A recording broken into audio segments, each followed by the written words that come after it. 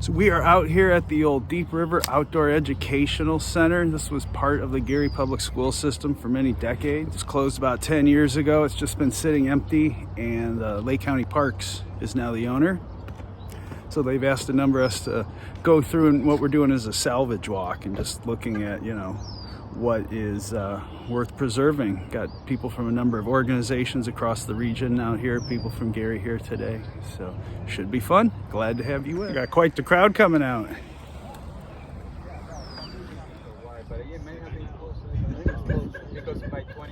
Oh, cool. We got a little bit of history there. Goes back to the late 1920s and a group of Gary teachers. I did a little bit of digging on the history and really didn't find anything. So some people thought it might be one of the oldest environmental education centers in the region.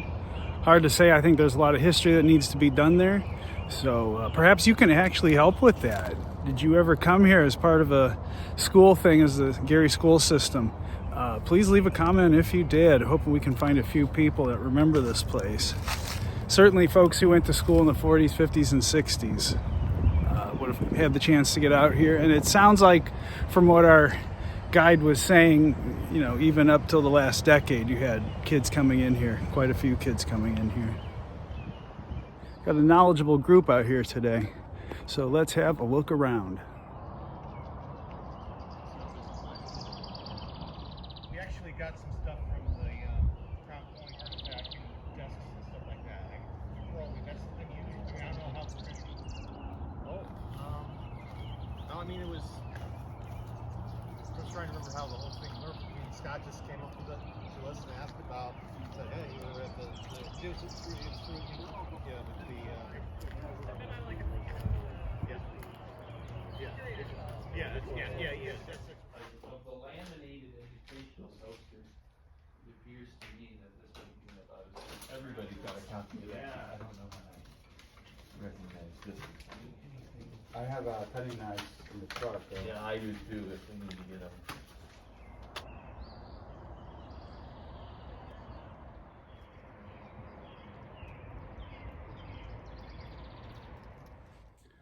Not as moldy in here. There's some interesting stuff in here, actually. It looks like this may have been for some turtles or reptiles, and they're like a library. There's some displays in here.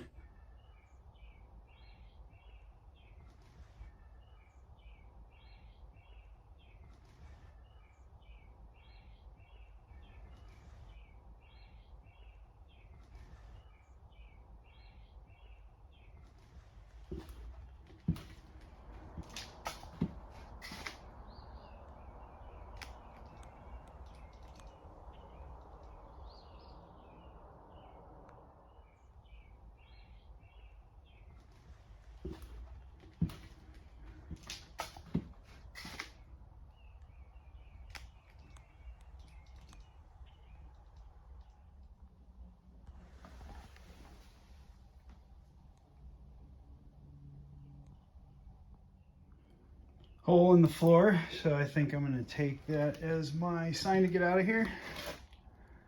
I think we're in the old caretaker's house, and there's a bunch of crushed lava brick in here. Could use that at home. It's going to stay right here. A lot of broken glass too.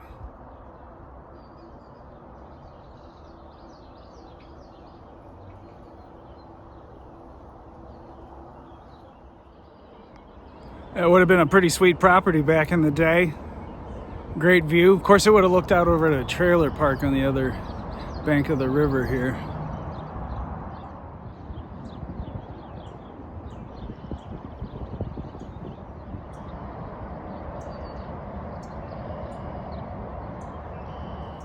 The buildings are interesting, and actually what's really interesting is it's sort of a early stage of archaeology. You kind of study the patterns of decay. We're used to looking at really old stuff and that level of decay. Well, what about when it's maybe only a decade empty, 2 decades? So that's why that's interesting. But these woods are a little more interesting, so I'm gonna go check this out.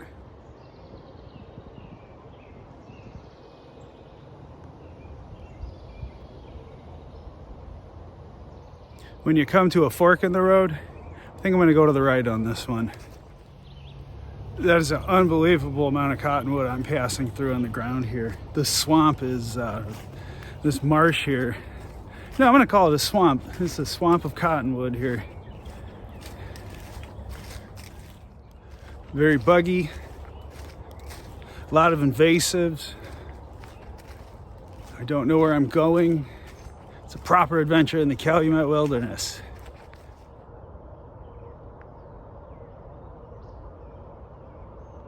Well, I can hear, and now I can see the Borman I-65 interchange. So my guess is I'm coming up on the right-of-way that is in between this and the Three Rivers County Park Bellaboo's area. Oh, there's somebody on a bicycle.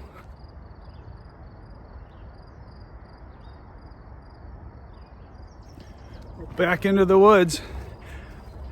I guess I'd seen that it connects before, but never really gone down this way. So there was another little part that goes off to the north here that would go right by the river. So let's go check that out. Yeah, let's see where this goes. I mean, it goes to the river. That's as far north as it could go. But let's see what kind of adventures down this way. So we're coming up on the west bank of the river here. And the new bridge was put in a couple years ago. For a second I was starting to think, oh man, am I going to somebody's private property? But no, this is just more open, accessible area for the public out here. So really cool to be out here, cool to have you with. I think I'll go get a little peek over the bridge here and head back to the property.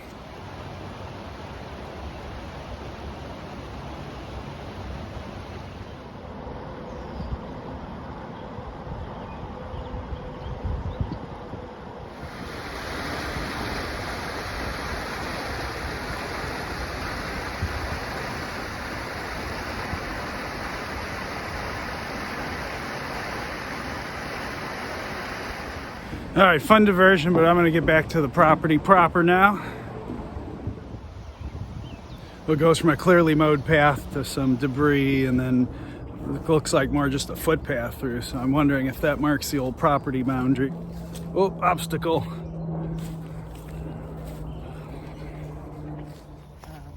It's been a hard couple of years.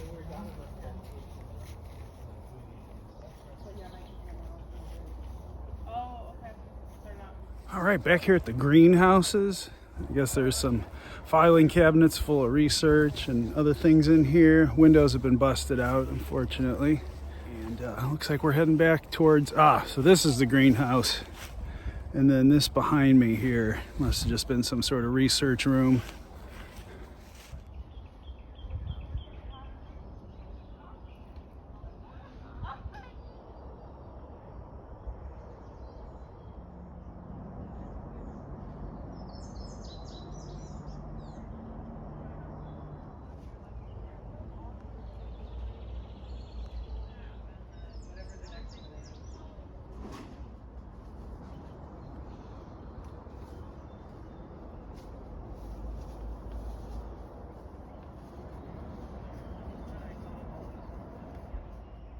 And back there you got the prairie that's maintained by NIPSCO. It's a right-of-way. Yeah, a lot of nice little plastic growing cups and things like that around here, and evidently bees.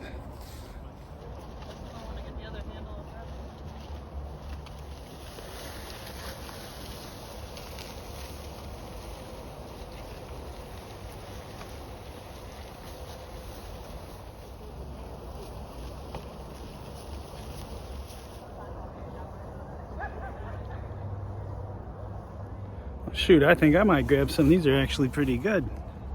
Look at that. Not that I don't have 20 pots at home that need filling.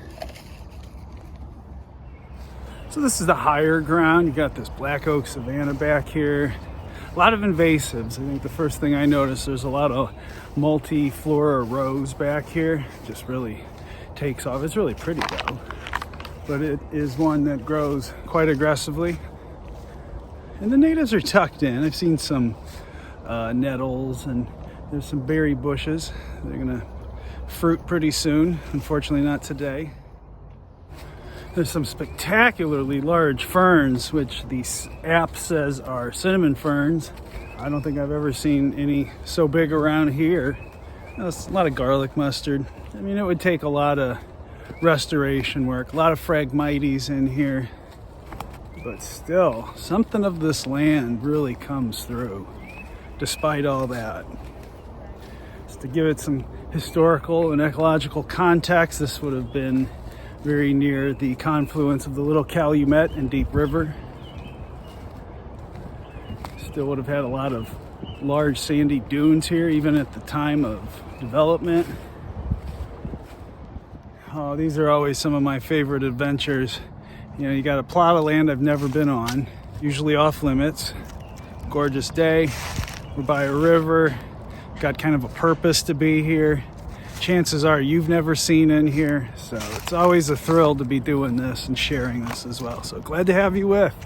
Let's keep looking around.